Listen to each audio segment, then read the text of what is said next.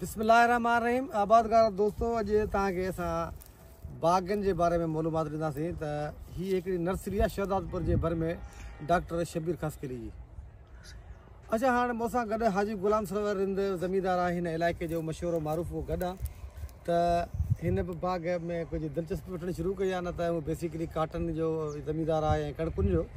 त हाजी साहब, तव्हां बि हितां अंबनि जूं चकियूं वठी आहियो, मुंहिंजे ख़्याल जेको बाग़ असां पोयां विज़िट करे आया आहियूं, त उन में तव्हां फी एकड़ में घणा बूटा आया आहिनि?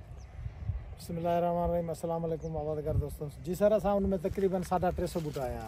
अच्छा, 350 बूटा। अॼु हो तव्हांजो असां 8 घुमियासीं त उन में मिसिंग तमामु थोरी थी आहे जी। तक़रीबन को सॼे 4 एकड़नि में को 15-20 चकियूं।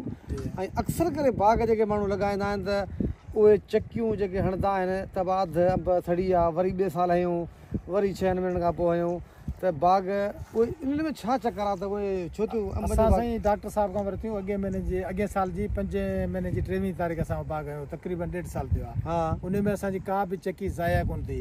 उन खां पोइ वरी 11 महीने में जी ही टाइम आहे, हिन टाइम ते असां वठी आया आहियूं दलोर मां 500 चकियूं। सही, तक़रीबन 10-12 एकड़ में आहियूं, उहे थोरी माना फ़ासिले ते आहियूं। उन मां हिकिड़ी चकी बि कोन बची आहे, टोटल सड़ी वियो। असल मेन मक़सदु जेको उन्हनि सड़न जो हूंदो आहे न, रीज़न छा आहे? हीअ आहे पाड़। ही तव्हां चकी ॾिसंदो न, 1.5 फुट 2 फुट जी जेका आहे न मिटी आहे, पकी मिटी आहे, माना की हीअ चकी ज़ाया कोन थियल, किथे बि तव्हां हणंदो लॻी ईंदी। हुननि जी पाड़ छा हूंदी, हीअ 1/2 फुट जी हूंदी। हू रुगो ख़ाली कमाई लाइ आहे, बसि जी माना वधीक असां कमायूं, वधीक चकियूं कढियूं। ऐं जिते जंहिं बि हयूं आहिनि न, तव्हां असांजे भर में बि ॾिठो हूंदो, हिकिड़ो बाग़ लॻल, उन में बि 10-20 चकियूं बचियूं आहिनि। हा, उहे चकियूं त नंढड़ियूं मिलंदियूं आहिनि। 100-200 चकी जेको वठंदो न, माना उन मां 5-10 चकियूं बचंदियूं, बाक़ी ॿियो सभु ज़ाया थी वेंदो। इन जे करे जेको बि बाग़ात रखे थो या किथां वठे थो, ईअं ना जो डॉक्टर साहब खां वठे, जेको बि जिथां वठे थो उहा चकी वठे जेका चकी जी पाड़ जी आहे, या घटि मां घटि जेको आहे न, हेठि 1 फुट सवा हुजे ऐं चौतरफ़ बि फुट हुजे, ऐं पकी ही मिटी जेका आहे न पकी हुजे। ही वारी मिटी हूंदी न, हिन मां हू पाड़ियूं निकिरी ही वण ज़ाया थी वेंदो।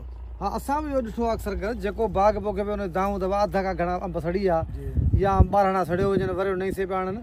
त हिते अल्हम्दुलिल्लाह जेको असां ॾिठो आहे, हीअ जेके चकियूं आहिनि सभिनी चकियुनि जो जेको आहे हिन जी हाइट 2-2 फुट लॻी पई आहे, ऐं विड्थ जेका वेकर आहे उहा बि तक़रीबन 1 फुट सवा फुट आहे। त इन जी माना आहे त हीअ जेकॾहिं असां लॻाईंदासीं त हरू भरू चकी जेका असां ज़ाय कोन बसि करे हिकिड़ी चकी बि जेका आहे न ज़ाय न थींदी। अच्छा, जेकॾहिं असांजा ॿिया आबादगार दोस्त जेके बाग़नि जा इंट्रस्टेड आहिनि, त असां हेठि फ़ोन नंबर ॾियूं त उते राब्तो करे शायदि हितां चकियूं मिली सघंदियूं। बिल्कुल मिली वेंदी, डॉक्टर साहब वटि आहिनि से मिली वेंदी। डॉक्टर इकट्ठ ॾिसो था न, से मज़दूर कढनि। हा, पोइ हिते निहार जेके रहते हैं ये निकला टोटल चकियूं ये निकला। परते हेॾां परते ॾिस न, बैक साइड में जाम निकिती पई।